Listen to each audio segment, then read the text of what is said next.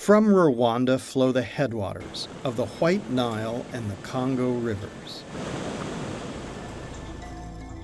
Encroachment by primitive agriculture into its highland wetlands threatened rare species and damaged the ability to generate electricity, causing local and downstream impact. Terracing the slopes above the wetlands allowed the farmers to leave the protected areas.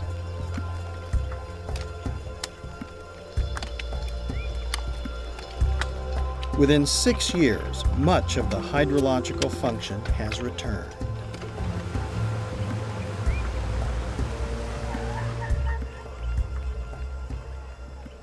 If we had more involvement by different institutions coming in to help with the available resources, Rwanda could do more, much more, and benefit much more.